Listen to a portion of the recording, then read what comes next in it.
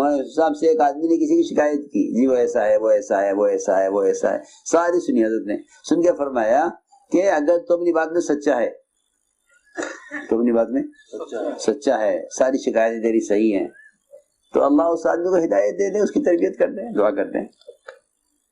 اور اگر تو اپنی بات میں جھوٹا ہے اور جو الزامات لگا رہا ہے یا غلط لگا رہا ہے، تو فرمایا کہ ہم دعا کرتے ہیں اللہ تجھے ہدایت دے دے۔ اتنی آسان بات، یہ نہیں کہ اب بیٹھ جاؤ مشورہ کرنے، جی فلاں آدمی کیا کریں، وہ یہ غلطی کر رہا۔ ہاں، لوگ کسی کی اصلاح اللہ سے کرانے کے بجائے خود کرنا چاہتے ہیں۔ کسی کی اصلاح کرانی ہو تو کس سے کراؤ؟ اللہ سے کرا لو۔ کتنی آسان بات ہے۔ جی ہاں، کیونکہ سنو غور سے بات میری، کسی آدمی کی اصلاح دعا کے ذریعے کرانا یہ ایمان کا سب سے ادنا کمتر درجہ ہے۔ ایک حدیث فرمایا کہ جو آدمی تم میں سے کسی منکر کو ہوتا ہوا دیکھے، اس کے سب سے کمزور ایمان کی علامت یہ ہے کہ وہ دعا کے ذریعے اس منکر کو ختم کروا دے۔ اگر یہ نہیں کر رہا ہے تو اس کے دل میں ایمان کا کوئی ذرہ باقی نہیں رہا۔ ہاں، اس کے دل میں ایمان کا کوئی ذرہ باقی، حدیث ہے۔ تم ایسے کوئی منکر کو دیکھو تو چاہیے اپنے ہاتھ سے اس کو بدلے، ہاتھ سے نہیں بدل سکتا تو زبان سے بدلے، زبان نہیں کھول سکتا تو چاہیے دل سے بدلے۔ دل سے بدلنے دل سے بدلنے کا کیا راستہ ہے؟ کہ دل سے بدلنے کا راستہ یہ ہے کہ تم راتوں کی دعاؤں کے ذریعے اللہ سے کہہ کر اس کی اصلاح کرا لو، اے اللہ تو یہ منکر ختم کر دے۔ اور اگر یہ بھی نہیں کر رہے ہو، اگر یہ بھی نہیں کر رہے ہو تو پھر تمہارے دل میں ایمان کا کوئی ذرہ باقی نہیں رہا۔ فرمایا روایت میں کہ سب سے کمزور ترین ایمان، ضعیف ایمان اس آدمی کا ہے جو دعا کے ذریعے منکر کو بدلوائے، اپنے دل کے ذریعے منکر کو بدلوائے۔ جی ہاں، اس سے دعا مراد ہے، اس سے دعا مراد ہے۔ یہ حضرت فرماتے تھے کہ دل کا جہاد سب سے ادنا جہاد ہے، دل کا جہاد سب سے ادنا جہاد۔ جہاں جہاد کی 3 قسمیں حضرت فرماتے ہیں کہ جہاد کی 3 قسمیں ہیں کہ ہاتھ سے بدلو منکر کو، یا زبان سے بدلو، یا آخری درجہ ہے جہاد کا کہ اپنے دل سے بدلو، جہاد بالقلب، آخری درجہ۔ تو ہم نے عرض کیا کہ یہ طریقہ ہے، یہ غلطی ہو گئی ہے کہ کیا کریں، کہ اللہ سے کہو اس کی اصلاح کر دے۔ تو نے فرمایا کہ اگر تم سچے ہو اپنی بات میں تو اللہ اس کو ہدایت دے دے، اور اگر تم جھوٹے ہو تو اللہ تمہیں ہدایت دے دے۔ اس نے یہ کہا کہ حضرت آپ کو اس پہ تعجب نہیں ہے کہ فلاں اتنا پرانا آدمی یہ کر رہا؟ حضرت نے فرمایا مجھے اس پر تعجب نہیں ہے کہ پرانے سے غلطی ہو رہی ہے، مجھے اس پر تعجب نہیں ہے کہ پرانے سے غلطی ہو گئی، مجھے تعجب اس پر ہے کہ اللہ اس کی غلطی کے باوجود اس سے کام لے رہے ہیں۔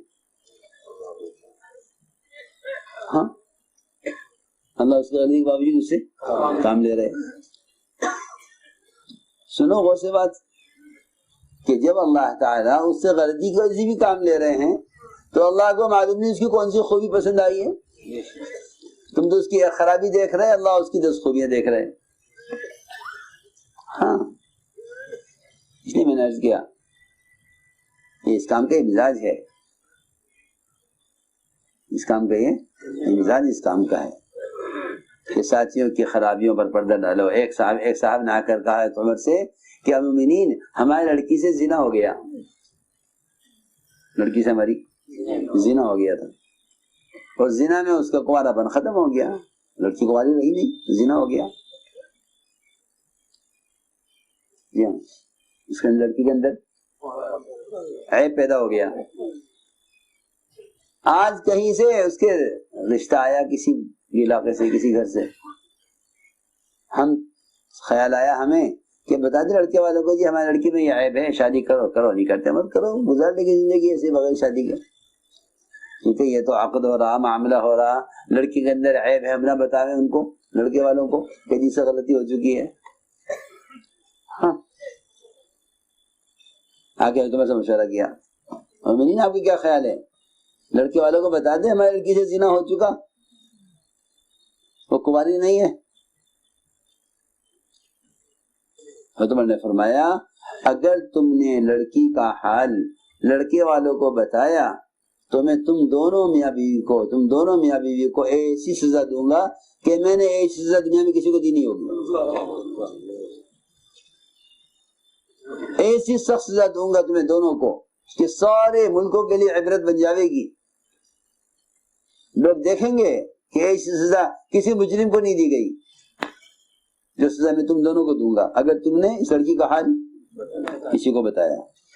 جاؤ اس کی شادی کرو، اور ایسے شادی کرنا اس لڑکی کی جیسے بہت نیک پاک دامن لڑکی جس سے کبھی اس لائن کو کوئی گناہ ہوا ہی نہیں ہے، ایسے شادی کرو۔ کہاں لوگ چلے گئے ان باتوں سے؟ کیسی عجیب بات ہے۔ جی درجہ بتایا مسلمان کا، مسلمان کا مقام کیا ہے۔ اس لیے یاد رکھو کوئی کسی کو اگر ذلیل کرنا چاہتا ہے تو اب وہ یعنی اللہ حفاظت فرماوے کسی مسلمان کو حقیر سمجھنا آدمی کو اسلام سے محروم کر دیتا ہے، اسی گنجائش نہیں، بالکل اسی گنجائش نہیں ہے، بالکل کسی کو حقیر سمجھو۔ حضور اکرم صلی اللہ علیہ وسلم نے عرفات سے چلنے میں دیر کی، عرفات سے نکلنے میں دیر کی، بہت دیر ہو گئی، کیوں نہیں نکل رہے، کیوں نہیں نکل رہے، کس کا انتظار ہے؟ بہت دیر کے بعد اسامہ تشریف لائے،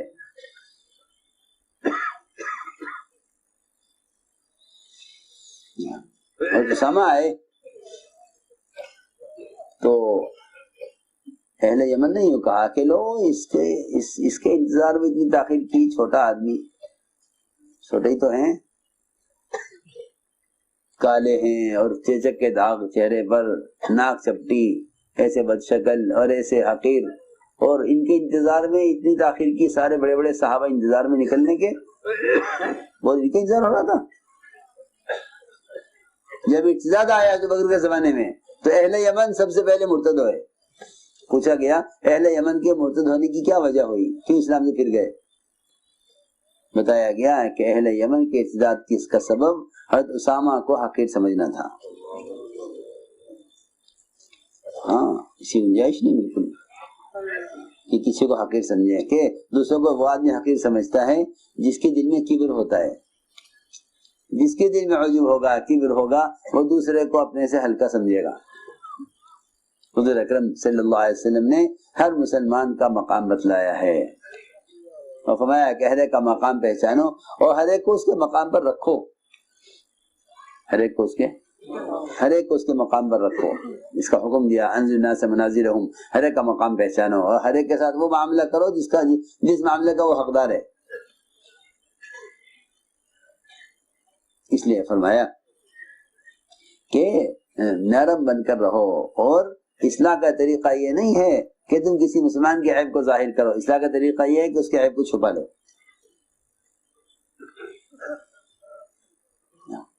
اور یہ کہ چوتھی چیز یہ بتائی، تیسری چیز یہ بتائی کہ راتوں کو اپنے ساتھیوں کے لیے استغفار کیا کرو۔ جو ساتھی کام سے بیٹھ گئے، کام سے پیچھے ہٹ گئے، کام کے بارے میں بیچارے کسی غلط فہمی کا شکار ہو گئے، انہیں جاؤ ملاقاتیں کرو، قریب لاؤ۔ کیا کرو؟ قریب لاؤ، جی ہاں، کہ سب کو قریب لاؤ، سب کے پاس جاؤ، سب سے ملاقات کرو، سب کو قریب کرو۔ صحابہ کرام کا مستقل ایک کام یہ بھی تھا کہ جو کام سے پیچھے رہ جاویں، کسی فتنہ کے شکار ہو جاویں، انہیں واپس لانا۔ عیاش بن ابی ربیعہ کو ابو جہل آیا مدینے اور آ کر کہا عیاش تمہاری ماں مشرکہ تھی اس وقت، ان کی ماں، کیا تمہاری ماں نے قسم کھائی ہے تمہیں دیکھے بغیر نہ سر میں کنگھی کرے گی نہ سایہ حاصل کرے گی، مر جاوے گی مکی گرمی میں، اور جی میں کھا لیں گی اس کو، چلو۔ تمہیں نے فرمایا کہ نہ ان کے ساتھ مت جانا، یہ تو تمہارے دل سے ہٹانا چاہتے ہیں، مگر چلے گئے۔ حضرت فرمایا جا ہی رہے ہو کہ ہاں میرا وہاں مال ہے لیتا ہوں گا۔ حضرت نے فرمایا کہ اے عیاش میں قریش میں سب سے بڑا مالدار ہوں، تم میرا آدھا مال لے لو، وہیں کے ساتھ مت جاؤ۔ پھر بھی چلے گئے۔ تو عمر رضی اللہ عنہ نے ان کو خط لکھا مکہ مکرمہ، اس میں قرآن کی آیت لکھی، اس قرآن کی آیت لکھی کہ وہ لوگ جو ظلم کیا اپنی ذات پر اللہ کی رحمت سے مایوس نہ ہوں، اللہ سارے گناہوں کا بخشنے والا ہے۔ تو وہاں سے فوراً وہ خط وہاں پہنچا، انہوں نے یہ خط پڑھا، اس آیت کو سمجھا اور فوراً واپس آئے، ہمیشہ کے لیے صحابی ہو گئے۔ تو یہ ہے کہ ساتھیوں کو لے کر چلنے کی، ساتھیوں کو لے کر چلو، اور لے کر چلنے کے لیے سب سے چوتھا کام، اہم کام مشورہ ہے کہ ساتھیوں سے رائے لیا کرو، اپنے مشورے کو وسعت دو۔ ہماری مسجد کا ہر ساتھی ہمارا مشورے والا ہے، ہر مسلمان مشورے والا ہے، ہر ایک سے رائے لو کہ ہمارا مشورے کی بنیاد اللہ کے دین کو قائم کرنا اور امت کو اللہ کے فرائض پر لانا مشورے کی بنیاد ہے، کہ اپنے مشورے میں وسعت پیدا کرو اور ساتھیوں سے حذف مت دے جن سے تم رائے لوگوں سے کام کیسے لوگے۔ تو یہ ہیں چار چیزیں جو ہمیں اپنے اندر پیدا کرنی ہیں، کہ ہمیں نرمی ہو اور ہمیں ساتھیوں کے سے درگزر کرنا ہو، ساتھیوں سے کے لیے استغفار کرنا ہو اور ساتھیوں سے مشورہ لینا ہو۔ اگر یہ چار کام ہوں گے تو اجتماعیت ہوگی، یہ چار کام ہوں گے تو اجتماعیت ہوگی۔ اللہ تعالیٰ کی بڑی بڑی مدد نصرت اجتماعیت کے ساتھ ہے۔ فرمایا ید اللہ علی الجماع، کہ اللہ کی مدد جماعت پر ہے۔ جماعت اسے کہتے ہیں، جماعت اس کو نہیں کہتے کہ علاقے والے وہاں جڑ جائیں، وہ حلقے والے وہاں جڑ جائیں، ان کے خیال والے کے ساتھ جڑ جائیں، ان کے خیال والے کے ساتھ جڑ جائیں، کالے یہاں جمع ہو جائیں، گورے وہاں جمع ہو جائیں، ان کی زبان والی کے ساتھ ان کی زبان والی کے ساتھ۔ یہ نہیں، یہ امت کا تفرق ہے، یہ امت کی اجتماعیت نہیں ہے۔ امت کی اجتماعیت یہ ہے مختلف رنگ، مختلف زبان، مختلف خیال، مختلف حلقے والے ایک ساتھ جمع ہوں۔ امت کی اجتماعیت یہ ہے کہ امت کے درمیان کا فرق ختم ہو جائے، تب اللہ کی مدد آئے گی۔ حضرت فرماتے تھے کہ اگر تمہاری عبادت عرش کو پہنچ جائیں، اللہ کے قبول بھی ہو جائیں، تب بھی اللہ کی مدد نہیں آئے گی اگر آپس کی اجتماعیت نہیں ہے۔ اس لیے میرے دوستو عزیزو، یہ ہے اس کام کا مزاج۔ دوسری بات یہ ہے کہ اپنے آپ کو قربانیوں سے آگے بڑھاؤ۔ دیکھو، آگے بڑھنے کا راستہ تعلقات نہیں ہے، تعلقات سے تو حکومتیں بنتی ہیں، ٹوٹتی ہیں، گرتی ہیں، اور بنتی ہیں اور گرتی ہیں اور ذلت کی گالیاں کھاتی ہیں، یہ تو حکومت کا نظام ہے۔ جی ہاں، حکومتوں کے لیے محنت زمین سے ہوتی ہے اور نبوت کے لیے اعلان آسمان سے ہوتے ہیں، یہ فرق ہے دونوں کا۔ حکومتیں بنتی ہیں زمین سے اور بادل تک بھی ان کی قبولیت نہیں اٹھتی، اور اللہ رب العزت جن سے محبت کرتے ہیں ان کی قبولیت کا اعلان آسمان پر ہوتا ہے، فرشتوں میں، فرشتے آسمان میں دنیا پر تک اعلان پہنچاتے ہیں، اور ان کے لیے دنیا میں قبولیت لوگوں کے دلوں میں رکھ دی جاتی ہے۔ یہ حدیث ہے۔ اس لیے میں نے عرض کیا کہ اپنے آپ کو اللہ کے یہاں قبول کرواؤ۔ اس قبولیت کے لیے دو چیزیں ہیں، ایک صفات قبولیت اور دوسرے قربانیاں، کہ آگے اس کام میں آگے تعلقات سے نہیں بڑھتا، آدمی کے تعلقات سے آگے بڑھ جائے، ان کے تعلق کہ آپس کے تعلقات سے اور مال سے تو حکومتیں بنتی ہیں، تعلقات اور مال سے حکومتیں بنتی ہیں اور ٹوٹتی ہیں۔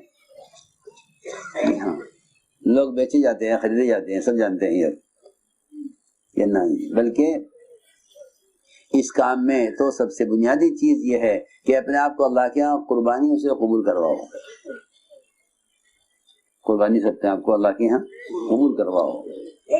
اور یہ نہیں کہ جہاں تک ہو گیا کہ نہیں، اس کام میں تو ٹھہراؤ ہے ہی نہیں، اس کام میں ٹھہراؤ نہیں ہے، اس کام میں تو قدم اٹھانا ہی اٹھانا ہے، اس کام میں تو قدم اٹھانا ہے۔ جی ہاں، جیسے آدمی سیڑھی پر چڑھتا ہے تو جسے اگلی سیڑھی پر جانا ہے اس کو پیچھے سیڑھی چھوڑنی پڑے گی، جی ہاں، ورنہ خود ترقی بھی نہیں کرے گا، دوسروں کی رکاوٹ بنے گا۔